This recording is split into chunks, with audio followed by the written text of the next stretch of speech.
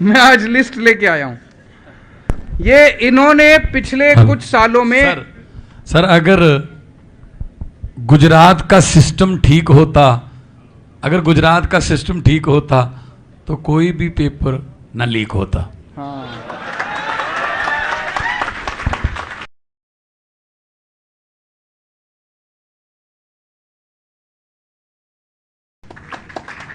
हमें जो सरकारी अस्पताल है आज गुजरात के अंदर, उनका बुरा हाल है कि नहीं है? इलाज नहीं होता कुछ भी। ये सारे सरकारी अस्पतालों को ठीक करेंगे तो इतने सारे नए डॉक्टर रखने पड़ेंगे, नई नर्सें रखनी पड़ेगी, नया स्टाफ रखना पड़ेगा, इतनी नई पोस्टें क्रिएट होंगी।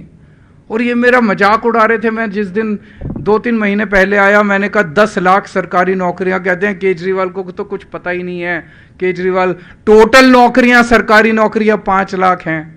अरे तुम कुछ करते ही नहीं हो गुजरात के लोगों के लिए। अगर हम सारी सेवाएं देने लगेंगे, अभी एक नया काम शुरू होने जा रहा है पंजाब के अंदर। अभी आप लोगों को जो सरकारी राशन मिलता है, आप लोग राशन की दुकान पे जाते हो कि नहीं जाते? गरीब आदमी, राशन वाला ठीक से राशन देता है कि नहीं देता? नहीं देता। चोरी करता है राशन की, ठीक से राशन नहीं देता, उसमें डंडी मारता है, तोलता ठीक नहीं है, पैसे ज्यादा लेता है, मिलावट करता है, दुकान नहीं खुलती है। होता है कि नहीं होता? अब पंजाब में एक नई शुरुआत होने जा रही है। आपको राशन की दुकान पे जाने की जरूरत ही नहीं है। आपका अच्छे से बोरी में पैक होके गेहूं और चावल पैक होके साफ सुथरा आपके घर पहुंच जाएगा। अगर आपके घर में साफ सुथरा 25 किलो गेहूं, 10 किलो चावल, 2 बोरी में पैक होके साफ सुथरा राशन आपके घर पहुंचेगा, तो आपके घर राशन पहुंचाने के लिए भी तो कई सारे नौकरियां लगेंगी, कई सारी पोस्टें लगेंगी। होंगी कि नहीं होंगी? इतनी पोस्टें मैं तो सोचता हूं तो मुझे लगता है 10 लाख तो कम है, मुझे लगता है 5 साल में 20 लाख सरकारी नौकरियां दे देंगे हम। और ये जब देखो इनका पेपर फूट जाता है, इनका कुछ समझ नहीं आता। मैं आज लिस्ट लेके आया हूं। ये इन्होंने पिछले कुछ सालों में सर अगर गुजरात का सिस्टम ठीक होता, अगर गुजरात का सिस्टम ठीक होता तो कोई भी पेपर न लीक होता। हाँ,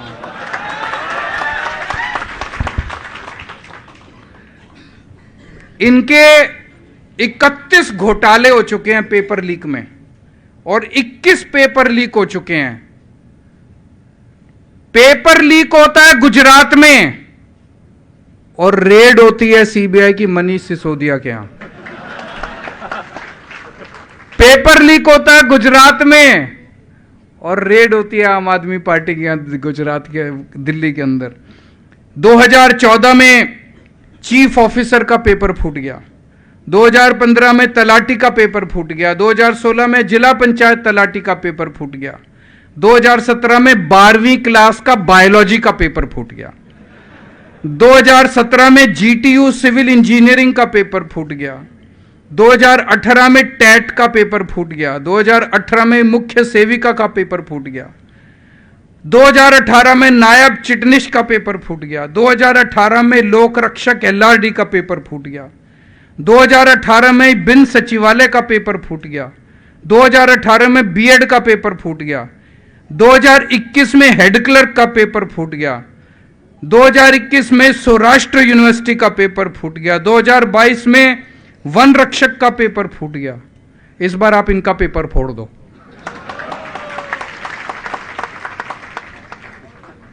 पेपर क्यों फूटता है? दिल्ली में तो पेपर नहीं फूटता। मैं 7 साल से दिल्ली का मुख्यमंत्री हूं, एक भी पेपर नहीं फूटा। 6 महीने से ये पंजाब के मुख्यमंत्री हैं, एक भी पेपर नहीं फूटा। पेपर फूटता है क्योंकि ये लोग मिले हुए हैं उनके साथ।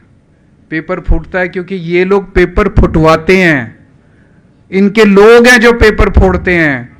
इतने सारे पेपर फूटे लेकिन कोई भी मास्टरमाइंड जेल नहीं गया। 2-4 ऐरे गैरों को पकड़ के जेल में भेज देते हैं। कोई इनका नेता जेल गया पेपर फूटने के लिए? हमारी सरकार आएगी 2015 के बाद जितने पेपर फूटे हैं सबकी जांच दोबारा खोलेंगे और इनके नेताओं को जेल भेजेंगे। एक को भी नहीं बख्शेंगे। जिन्होंने हमारे युवाओं के भविष्य के साथ खिलवाड़ किया है, एक एक इनके नेता को जेल भेजेंगे। मुझे पता है वो सुन रहे होंगे इसको देख के बैठ, एक एक इनके नेता को और भविष्य में गुजरात के अंदर हमारी सरकार बनने के बाद एक भी पेपर नहीं फूटेगा। दिल्ली में भी नहीं फूटा, पंजाब में भी नहीं फूटा और गुजरात में भी नहीं। और अगर कोई हिम्मत करेगा तो हम कानून लेके आएंगे, 10 साल की कड़क सजा देंगे उसको जो पेपर फोड़ेगा।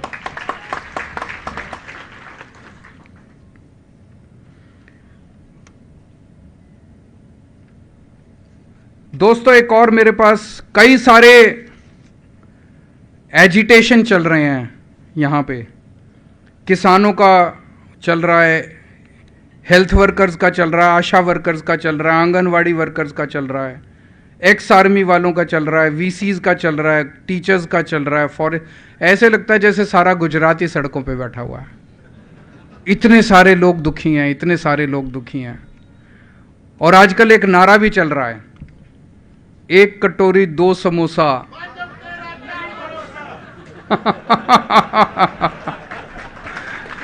एक कटोरी 2 समोसा, 1 कटोरी 2 समोसा। इस बार भगा दो इन लोगों को। अभी कई सारे लोगों ने, हैं जी, भगा दिया। हाँ, आज दिवाली कल दिवाली, आज दिवाली कल दिवाली। अभी एक व्हाट्सएप ग्रुप पे मैंने एक टीवी में प्रोग्राम भी देखा था, गुजराती टीवी चैनल में। उसमें पता चला कि एक नेता भाजपा का पुराना मंत्री है, वो अपने सारे कार्यकर्ताओं को उसने व्हाट्सएप भेजा, बोला कमल के आसपास कीचड़ बहुत हो गया है, ये कीचड़ हाथ से साफ नहीं होगा, झाड़ू से सफाई करनी पड़ेगी।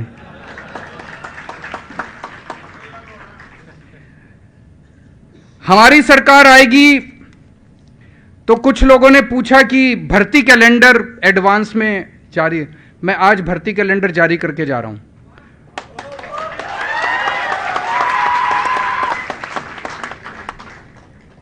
दिसंबर में सरकार बनेगी, फरवरी में तलाटी के पेपर होंगे,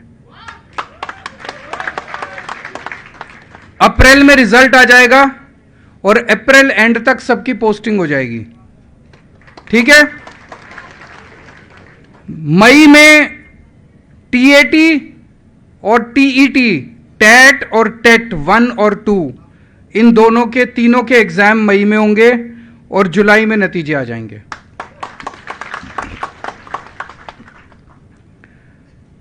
जुलाई के महीने में टीचर से और सारे सरकारी एम्प्लॉयज से पूछा जाएगा कि आपको कौन से जिले में पोस्टिंग चाहिए। जो जिस जिले में मांगेगा उसको उस जिले में पोस्टिंग कर दी जाएगी। उसके बाद वैकेंसी लिस्ट बनेगी कि अब किस जिले में कितनी वैकेंसी है,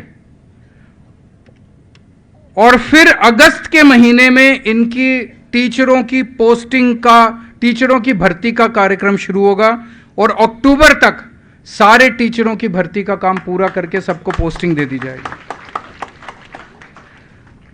सब इंस्पेक्टर और असिस्टेंट सब इंस्पेक्टर, इनकी भर्ती का प्रोसेस अगले साल नवंबर में शुरू होगा और दिसंबर में सबकी पोस्टिंग कर दी जाएगी।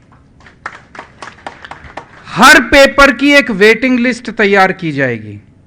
वो वेटिंग लिस्ट 1 साल तक मान्य होगी। जैसे अभी कई सारे लोगों का मैं देख रहा था, सबकी प्रॉब्लम वेटिंग लिस्ट है। वेटिंग लिस्ट हर उसकी बनाई जाएगी। 1 साल तक अगर उसमें कुछ भी खाली होता है उसके अंदर, तो वो 1 साल तक, कुछ लिखा हुआ है मुझे समझ नहीं आ रहा, वो भी कंप्यूटर टीचर की मैंने बोला कि नई पोस्टें भी क्रिएट करेंगे और भर्ती भी करेंगे, बिल्कुल करेंगे। वेटिंग लिस्ट तैयार की जाएगी और वेटिंग लिस्ट 1 साल के लिए मान्य होगी और उस वेटिंग लिस्ट के उसके बाद जितनी उसमें वैकेंसी आएगी वेटिंग लिस्ट से भर्ती होती रहेगी। पहले सीनियर पोस्ट भरी जाएंगी, उसके बाद फिर जो जो वैकेंसी होगी उसके हिसाब से फिर जूनियर पोस्टें भरी जाएंगी। जब भी आप कोई सरकारी पेपर देने जाते हो, सरकारी पेपर देने जाने के लिए आपका बस का किराया मुफ्त होगा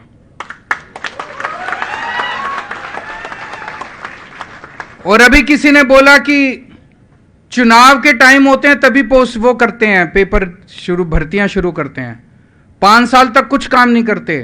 मैंने आपको दिखाया कि फरवरी से ही भर्ती का काम शुरू हो जाएगा। जैसे पंजाब में उन्होंने और 20,000 नौकरियां दे दी हैं, तो हमारा जैसे ही सरकार बनेगी भर्ती का काम शुरू हो जाएगा।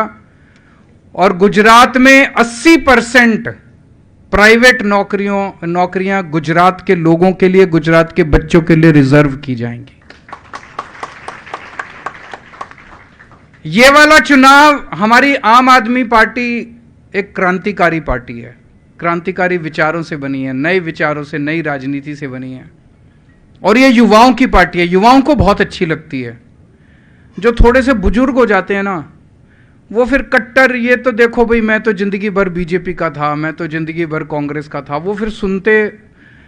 अब आप लोगों की जिम्मेदारी है अपने अपने घर में सबके वोट डलवाना। हर युवा को जिम्मेदारी लेनी पड़ेगी। गुजरात के बदलाव की जिम्मेदारी गुजरात के युवाओं को लेनी पड़ेगी। दिल्ली के युवा खड़े हुए थे तब दिल्ली बदली थी, पंजाब के युवा खड़े हुए थे तब पंजाब बदला था। अब टाइम आ गया गुजरात के युवाओं को खड़े होने का, अगर गुजरात बदलना है तो। मेरे को राजनीति करनी नहीं आती, मैं देखता हूं रोज ये लोग मेरे को इतनी गालियां देते हैं, कहते हैं केजरीवाल ठग है, केजरीवाल महाठग है, केजरीवाल खालिस्तानी है, केजरीवाल आतंकवादी है, केजरीवाल कुत्ता है, कमीना है, फलाना है। मेरा क्या कसूर है? मैं तो यही कह रहा हूं मैं आपके स्कूल बनवा दूंगा, मैं तो यही कह रहा हूं मैं आपको रोजगार दे दूंगा, मैं तो यही कह रहा हूं आपके अस्पताल बनवा दूंगा। अगर ये लोग कर लेते तो मेरी जरूरत ही नहीं पड़ती। इन्होंने नहीं किया इसीलिए मेरी जरूरत पड़ी। मुझे राजनीति करनी नहीं आती, लेकिन पढ़ा लिखा आदमी हूं, स्कूल बनवाने आते हैं, अस्पताल बनवाने आते हैं, उसके लिए मेरे को वोट दे देना। तो मुझे पूरी उम्मीद है युवाओं को इस बार का चुनाव लड़ना पड़ेगा। ये चुनाव जो है वो एक किसी क्रांति से कम नहीं होगा, किसी आंदोलन से कम नहीं होगा। आप सभी युवाओं को इसकी जिम्मेदारी संभालनी पड़ेगी। भारत माता की।